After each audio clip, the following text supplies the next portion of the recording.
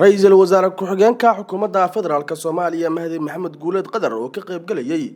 shirka agaasimayaasha guud oo maalintii sedaxaad galay ayaa sheegay in agaasimayaasha guud ay yihiin kaydka xasuusta lafdhabarta iyo mashiinka dawladdu ay ku dhaqaaqayso. Mahdi Maxamed Guuleed Qadar oo khudbad ka jeedinayay shirkan oo maanta ay ku soo biireen agaasimayaasha guud ee wasaaradaha dawlad goboleedyada xubnaha ka ah dawladda federaalka ee Soomaaliya ayaa agaasimayaasha guud kula dardaaramay in ay ka faa'iideystaan shirkan oo ay sameeyaan wadatashi xog iswaraysi iyo aqoon isweydaarsi maadaama ay yihiin waayo arag iyo muraayadii laga daawan lahaa nidaamka iyo kala dambeynta. Ra'iisul Wasaare ku-xigeenka xukuumadda ayaa ku celceliyay in laga maarmaan ay tahay in agaasimayaasha guud oo budug u ah hagaha nidaamka dawladnimo ee casriga ah ay iska kaashadaan ka faa'iideysiga fursadaha dawladnimo ee jira iyo sida xal loogu gaari karo horumarinta qaranka. waa shaqo aad iyo aad runtii u fiican in agaasimayaasha guud iyo xogayaasha joogtada ah iyo agaasimayaasha maamul goboleedyadu maadaama ay yihiin mashiinkii dawladdu ay ku dhaqaaqaysay maamulka iyo nidaamka iyo kala dambeynta hay'adaha dawladda muraayadii laga daawanayay meesha nidaam iyo maamul ka jira sidee buu ugu jiraa in shir wada tashiya ay isugu timaadaan falanqaysaan sidee baynu u wada shaqeynaa xog isweydaarsataan wasaarad waliba ay xog soo bandhigto hay'ad waliba soo bandhigto waayo aragnimadiina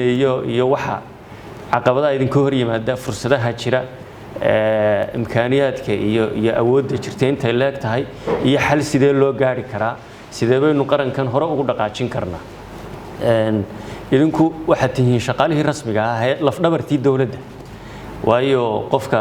magacaabista siyaasadeed leh wuu tagayaa muddo dheerna laga yaabaa ama wasaaradda ha joogo waqtiga haddii saykalka dawladda uu ku sii jirana waxa laga yaabaa in meel kale loo bedelo laakiin idinku tagi maysaan lafdhabartii iyo waxa afka qalaad ay ku yiraahdaan institutional memory xasuustii hay'adda dawladda ama wasaaradda waxa weeye agaasimaha guud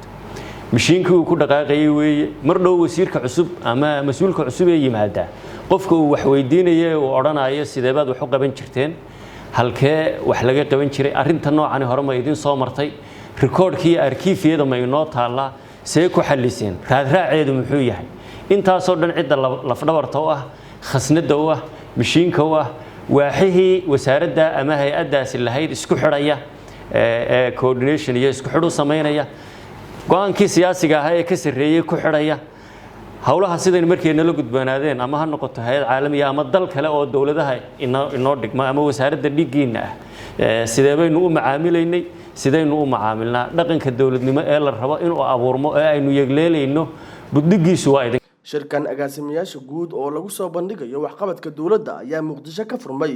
22 Oktoobar waxaana uu qorshuhu yahay in la soo xiro 26 Oktoobar.